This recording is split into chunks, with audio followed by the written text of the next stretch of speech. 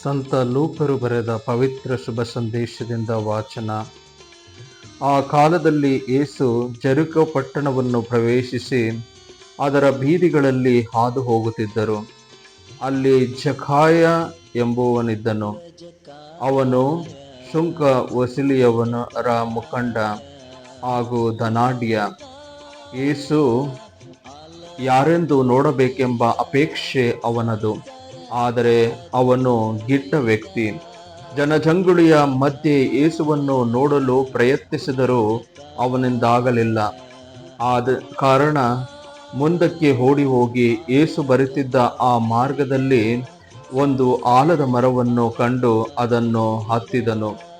ಯೇಸು ಆ ಸ್ಥಳಕ್ಕೆ ಬಂದು ತಲೆ ಎತ್ತಿ ನೋಡಿ, ಜಕಾಯ, ಒಡನೆ ಇಳಿದು ಬಾ, ಈ ದಿನ ನಿನ್ನ ಮನೆಯಲ್ಲಿ ನಾನು ತಂಗಬೇಕು ಎಂದರು.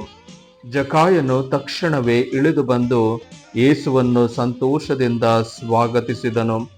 ಇದನ್ನು ನೋಡಿದವರೆಲ್ಲರೂ, ಯೇಸು ಪಾಪಿಷ್ಠನ ಮನೆಗೆ ಅತಿಥಿಯಾಗಿ ಹೋಗುತ್ತಾನಲ್ಲ ಎಂದು ಗುಣಗುಟ್ಟಿದರು.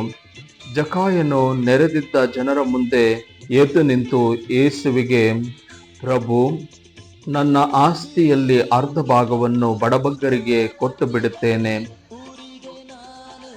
ಯಾರಿಗಾದರೂ ಮೋಸ ಮಾಡಿ ಅವರಿಂದೇನಾದರೂ ನಾನು ಕಸಿದುಕೊಂಡಿದ್ದರೆ ಅದಕ್ಕೆ 4ರಷ್ಟು ಹಿಂದಕ್ಕೆ ಕೊಡುತ್ತೇನೆ ಎಂದನು.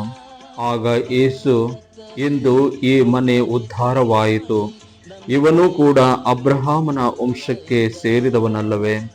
ನರಪುತ್ರನು ಬಂದಿರುವುದು ಪತಿತರನ್ನು ಆರಿಸಿ ಉದ್ಧರಿಸುವುದಕ್ಕೆ ಎಂದು ಹೇಳಿದರು. ಪ್ರಭುವಿನ ಶುಭ ಸಂದೇಶ. ಕ್ರಿಸ್ತರೇ, ನಿಮಗೆ ಸ್ತುತಿ ಸಲ್ಲಲಿ.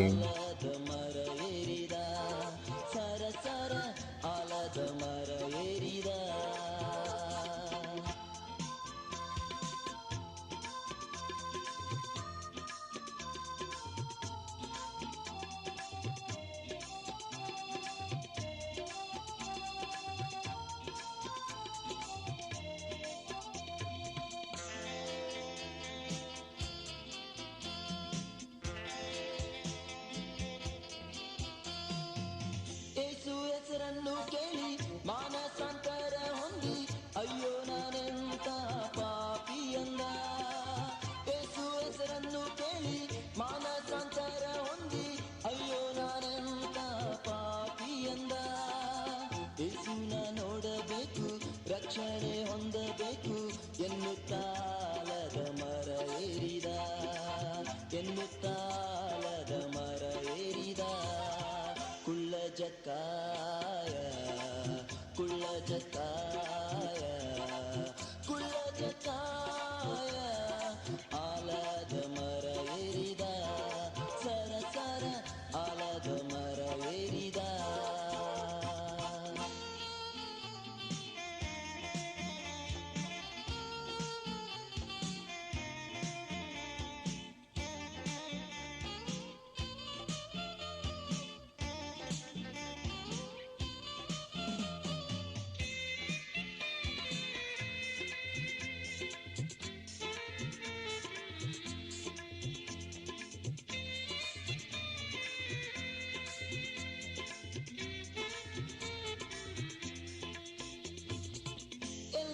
ತಿಳಿದ ಯೇಸು ಮರದ ಬಳಿಗೆ ಬಂದು ತಟ್ಟನೆ ಇಳಿದು ಬಾಯಂದ.